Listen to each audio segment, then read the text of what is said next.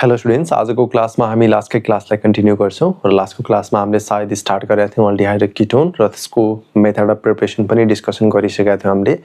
र अब हामी नेक्स्ट पार्टमा डिस्कसन गर्न खोजिरहेका छौं अल्डिहाइड र कीटोनको फिजिकल प्रपर्टिज के छ यसमा। अब फिजिकल प्रपर्टिज नाम सुन्नेबित्तिकै हामीलाई थाहा छ यसको स्टेट, कलर, अर्डर के हेरिन्छ भन्ने कुराको बारेमा हामीले हेर्न खोजिरहेका छौं। खासमा नयाँ कुरा खासै केही हुँदैन, त्यसकारण ल्याङ्ग्वेजको पोर्सन छ, मैले त्यसैले डाइरेक्ट यसमा राखेको छु कि यसमा कुन कुन पार्ट्सहरू कुन ग्यासेस फेजमा छ, कुन लिक्विडमा छ, कुनको बोइलिङ पोइन्ट बढी छ, मेल्टिङ पोइन्ट कसको बढी छ, हो त्यही कुरालाई मात्र मेन्सन गर्न खोजिरहेको छु। Okay, so without wasting time हामी सिधै टपिकमा जान्छौँ। टपिकमा हामीलाई दिएको छ physical properties of aldehyde and ketone. ल हेरौँ एकचोटि यसमा के दिएको छ भनेर। अब सबसे फर्स्टमा म अन्डरलाइन गर्दै जान्छु, इम्पोर्टेन्ट कुराहरू के छ त्यो कुरालाई हेर्दै जाउँ। यसमा जेनरल स्ट्रक्चर हामीलाई थाहा छ, यो त अलवेज हामीलाई थाहा भएकै कुरा हो। RCH हो, RC डबल बोन्ड र कार्बोनाइल ग्रुप भनिन्छ, यो त अगाडि डिस्कसन गरेकै पार्ट हो। मेन फिजिकल प्रपर्टिज यहाँदेखि स्टार्ट हुन्छ। फिजिकल स्टेट रुम टेम्परेचरमा जस्तै मेथानल जुन फर्स्ट मेम्बर छ यो ग्यासेस फर्ममा हुन्छ र इथेनल भोलाटाइल हुन्छ र हायर मेम्बर छ भने यिनीहरू लिक्विड अथवा सलिडमा हुन्छ। मेम्बर जति बढ्दैको नि त्यति नै के हुन्छ भने लिक्विड, सलिड नेचरहरू बढ्दै जान्छ यसमा। यहाँ पनि एक्ज्याक्टली त्यस्तै हुन्छ। Lower members are liquid and higher members are liquid or solid हुन सक्छ। तर विचार गर्नुहोस् यसमा कीटोनमा हामीले ग्यासेस देखिरहेको छैन यसमा। यो कुरा हामी देख्यौँ। बोइलिङ पोइन्टको कुरा गरौँ, higher than non polar compounds, मतलब के जस्तै नन पोलर कम्पाउन्ड्समा पोलारिटी प्लस माइनस सेपरेट नै हुँदैन भने चाहिँ तिनीहरूभन्दा बढी, तर अल्कोहलभन्दा कम हुन्छ है ख्याल गर्नुहोस् यसमा। But lower than alcohols of similar mass, generally slightly higher than isomeric aldehydes due to greater polarity of alkyl groups, higher नेमरी बेसमा। सो नेक्स्ट पार्टमा जाउँ। अब यो त जेनरल प्रिन्सिपल र ट्रेन्ड कसरी जान्छ भन्ने कुराको मतलब के boiling point increases with molecular weight भनेको मतलब जति मोलिकुलर वेट बढ्दै गयो बोइलिङ पोइन्ट बढ्दै जाने बेसमा। सल्युबिलिटीको कुरा गरौँ, lower members up to 4 carbons are soluble in water, मतलब अरू इन्सोल्युबल होला भन्ने कुरा थाहा भयो। लोवर मेम्बर्स यहाँ पनि त्यति नै भयो, 4 कार्बनसम्म। Solubility decreased rapidly as the non polar alkyl chain length increases. Chain length बढ्ने बित्तिकै मतलब कार्बन चेन बढ्नु भनेको त नन पोलर नेचर बढ्नु, यसमा बढ्ने बित्तिकै सल्युबिलिटी पनि डिक्रिज हुँदै जान्छ यसमा। अर्ग्यानिक सल्भेन्टको नेचर कस्तो त, soluble in common organic solvent, सबैमा सल्युबल भयो कमन। यसमा पनि के both are soluble in organic solvents following like dissolve likes, किनकि हामीलाई थाहा छ अर्ग्यानिक सल्भेन्ट्सहरू जेनरली के हुन्छ त्यति धेरै पोलर नेचरको हुँदैन यसमा, जस्तो छ सेमसँग सेम नै डिजल्भ हुन्छ, like dissolves like. Odour lower मेम्बर्सहरू कस्तो हुन्छ, sharp pungent smell, higher members के हुन्छ फ्रेग्रेन्ट स्मेल्सहरू हुन्छ यसमा। Lower ketones have sweet smell must, higher ketones have bland and pleasant odours, मतलब कीटोनको जेनरली के हुन्छ भने स्वीट स्मेलिङ हुन्छ यसमा। र odour generally becomes more pleasant and less pungent as molecular size increases. यो कुराहरू हामीले फिजिकल स्टेटमा प्रपर्टिजहरूमा देख्छौँ। यो कुराहरूलाई तपाईँले नछोड्नु होला यसमा। बुझ्नुभयो कि भएन? यो थियो हाम्रो फिजिकल प्रपर्टिज भनेर। क्लियर? ल अब हामी अगाडि बढ्छौँ है त। ओके, यहाँसम्म तपाईँले बुझिसक्नु भयो होला आई थिङ्क। र अब म तपाईँलाई लग्छु नेक्स्ट पार्टमा। नेक्स्ट पार्ट छ हामीसँग यसको स्ट्रक्चर अफ कार्बोनाइल कम्पाउन्ड्स। यसको स्ट्रक्चर के हुन्छ त्यो कुरालाई पनि एकचोटि ध्यान दिएर हेरौँ। बुझ्ने कुरा छ यसमा, पहिला बुझौँ अनि त्यसपछि हेरौँला यसमा। जस्तै यहाँ हामीले के देख्न खोजिरहेको छ भने जस्तै कार्बोनाइल कम्पाउन्ड्सको स्ट्रक्चर मैले यसरी देखाएँ, C डबल बोन्ड अक्सिजन छ यसमा। यहाँ कुनै ग्रुप्सहरू यसरी एट्याच भइरहेछ, या त यसमा R र H हुनसक्छ या त दुवैमा R पनि हुनसक्छ यसमा। त्यसैले मैले अहिले जनरल कन्सेप्टको लागि यसमा केही पनि राखिनँ, यति कुरा मैले देखाएँ। र हामीलाई एउटा कुरा के पनि थाहा छ भने यदि कतै सिङ्गल बोन्ड छ भने त्यसमा एउटा सिग्मा र 0 पाई हुन्छ। यदि डबल बोन्ड छ भने त्यसमा के हुन्छ, एउटा सिग्मा बोन्ड एउटा पाई बोन्ड हुन्छ। यो पनि हामीलाई थाहा भएकै कुरा हो। र यदि सिग्मा बोन्ड बनिरहेछ भने, सिग्मा बोन्ड फर्मेसन भइरहेछ भने हामीलाई थाहा छ कि यदि कुनै अर्बिटल यसरी दिएको छ, यो p अर्बिटल मैले यसरी बनाएँ र p अर्बिटल मैले बनाउँदाखेरि यो अर्बिटलको ओभरल्यापिङ हुन्छ कसरी, हेड टु हेड ओभरल्यापिङ हुन्छ यसरी ठोकिरहेछ कि हेड टु हेड ओभरल्याप भइरहेछ यसमा। भनेपछि द्याट इज यो कन्डिसन्समा के भन्छ भने सिग्मा बोन्डको फर्मेसन हुन्छ। यसरी मैले देखाएँ, यो अर्बिटल्सहरू यसरी आइरहेछ, मतलब यसमा बनिरहेछ कुन बोन्ड, यहाँ भन्छ सिग्मा बोन्ड।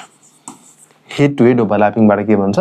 सिग्मा बोन्डको फर्मेसन हुन्छ यो कुरा मैले देखाएँ मतलब सिग्मा बोन्ड बन्छ कसरी हेड टु हेड ओभरल्यापबाट बन्छ पाई बोन्डको फर्मेसन कसरी हुन्छ हामीलाई थाहा छ पाई बोन्डको फर्मेसन साइड वेज ओभरल्याप अथवा यसैलाई भनिन्छ ल्याटरल ओभरल्यापिङ यो भनिन्छ एक्सियल ओभरल्यापिङ यसलाई भनिन्छ ल्याटरल ओभरल्यापिङ कस्तो खालको भने जस्तै फर इक्जाम्पलको लागि यो दिएको छ नि अर्बिटल्स अब अर्बिटल्समा के हुन्छ भने यो साइडमा यसरी ओभरल्याप भइदिन्छ यसरी हो यो कन्डिसन्समा के हुन्छ भने पाई बोन्डको फर्मेसन हुन्छ यसमा के भन्छ यहाँ भन्छ पाई बोन्डको फर्मेसन यहाँ पनि त्यही देखिरहेको छ क्या हामीले यसमा कुरो क्लियर छ यहाँसम्म यति मैले कन्सेप्टको लागि तपाईँलाई राखेँ अरू मैले खासै यसमा मेन्सन गर्न खोजिरहेको छैन किनकि हामीलाई थाहा छ यसमा के छ एउटा सिग्मा बोन्ड पनि छ यसमा पाई बोन्ड पनि छ हाम्रो यसमा मतलब कार्बन जुन देखिरहेछौँ कार्बन र अक्सिजन दुवै के छ भने एउटा सिग्मा बोन्ड एउटा पाई बोन्डसँग यसमा एट्याच छ र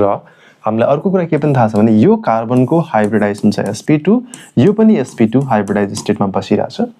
योसँग पनि अनहाइब्रिडाइज p orbital छ योसँग पनि सेम छ कि यसमा अनहाइब्रिडाइज p orbital छ र दुईटा अनहाइब्रिडाइज p orbital ओभरल्याप भएर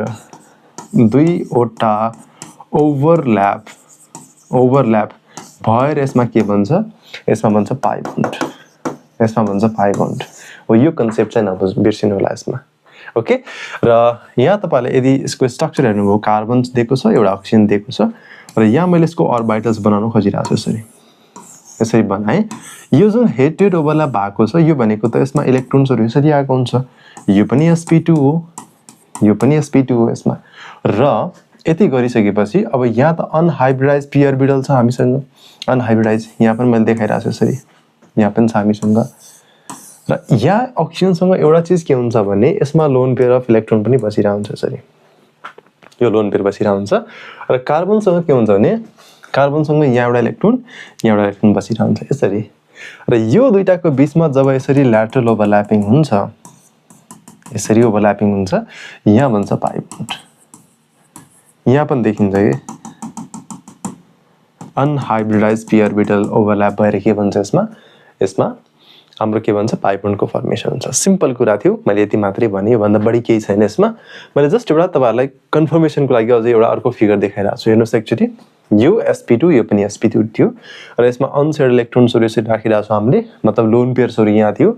र यहाँ अनहाइब्रिडाइज p orbitalsहरु थियो यसमा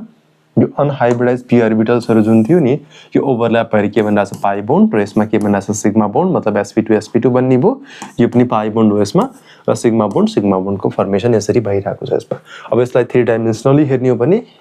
यस्तो खालको देखिन्छ र दुईटाको बोन्ड एंगल जनरली देखिन्छ के भने यो साइडबाट हेर्दाखेरि हाम्रो यो साइडको यसको बोन्ड एंगल कति हुन्छ 120 डिग्री हुन्छ यसमा यति कुरा चाहिँ दिमागमा हुनु पर्यो यति कुरा थाहा हुनु पर्यो यसमा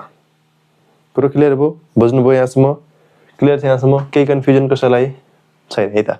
ल म अगाडि बढ्दैछु भाइ र अर्को सानो एउटा टपिक छ यसमा रिएक्टिभिटी एन्ड स्टेबिलिटीको कुरा छ यसमा अल्डिहाइड र कीटोनमा कुन बढी स्टेबल कुन बढी रिएक्टिभ ध्यान दिनु है त एकचोटी जस्तै RC डबल बोन्ड H यसको नाम हो अल्डिहाइड यसको नाम अर्को मैले लेखेँ RC डबल बोन्ड R यसको नाम हो कीटोन यो मध्ये कुन बढी रिएक्टिभ होला एउटा चीज हामीले हेरिन्छ यसमा इन्डक्टिभ इफेक्ट आई इफेक्ट हेरिन्छ यसमा इन्डक्टिभ इफेक्ट इनिशियली हेर्यो भने ध्यान दिनुस् एकचोटी इन्डक्टिभ इफेक्ट हामीले हेरिरहेको छौं इन्डक्टिभ इफेक्ट हेर्दाखेरि के देखिन्छ भने यो RC double bond H aldehyde बढी के छ यसमा रिएक्टिभ देन कीटोन छ भनेपछि मतलब के भने RC डबल बोन्ड H यसमा यसरी दिएको छ भनेपछि यो किन भयो त यसमा भन्ने कुरातिर जाउँ एकचोटी जस्तै अल्डिहाइड यदि इन्डक्टिभ इफेक्ट मैले फलो गरे भने के हुन्छ यसमा भने aldehyde more reactive more stable then ketone देखिन्छ यसमा यो मैले जनरल कन्सेप्टको लागि तर तपाईहरु अझै डिटेलमा पढ्दै जानु भइरहेछ अझै डिटेलमा पढ्नु भयो यसमा तपाईले हेर्दै जानुभयो हेर्दै जाँदाखेरि के देखियो भने यो कार्बन डबल बोन्ड अक्सिजन छ यसमा हामीलाई थाहा छ यसमा डेल्टा प्लस चार्ज यसमा डेल्टा माइनस चार्ज यहाँ छ आर ग्रुप यसले के सप्लाई गर्छ इलेक्ट्रोन सप्लाई गर्छ करेक्ट यहाँ पनि बुझ्यौ हामीले अर्कोमा R R double bond oxygen delta minus delta plus भनेपछि यसले बोथ साइडबाट सप्लाई गरिरहेछ कि इलेक्ट्रोन्स मतलब सप्लाई गर्ने बित्तिकै यो के हुन्छ इजिली न्यूट्रलाइज्ड हुन्छ यसमा यो के हुन्छ इजिली न्यूट्रलाइज हुन्छ यसमा अब इजी न्यूट्रलाइजेसन भयो भने यो कम्पाउन्ड हुन्छ स्टेबल मतलब यदि हामीले inductive effect plus polarity check गर्यौं ध्यान दिनुस् है इन्डक्टिभ इफेक्ट प्लस मैले हेरे पोलारिटी यो हेर्ने बित्तिकै हाम्रो के हुन्छ भने यो अल्डिहाइड लेस स्टेबल हुन्छ यसमा लेस स्टेबल कुरो बुझ्नुभयो कि भएन यसमा हो यति कुरा यसमा यो भन्दा बढी के पनि हैन भनेपछि कीटोन ओभरअल रिएक्टिभ यसमा स्टेबलै हुने भो तर अल्डिहाइड के भइराछ भने यसमा रिएक्टिभ बढी देखिराछ स्टेरिक हिन्डरेन्स कुनमा बढी छ यसमा स्टेरिक हिन्डरेन्स बढी छ सो स्टेरिक हिन्डरेन्स को अकॉर्डिंग हेर्यो भने हाम्रो कीटोन बढी स्टेबल छ देन अल्डिहाइड ठीक छ मतलब ओभरअल कुन बढी स्टेबल भयो यसमा ketone is more stable then हामीले कन्क्लुजन लेख्छौं ketone is more stable then aldehyde ल सक्यो यसमा यो भन्दा बढी के पनि गर्नु पर्दैन यति बुझ्नुभयो नि ल बुझ्ने कुरा थियो बुझ्यौ हामीले यसमा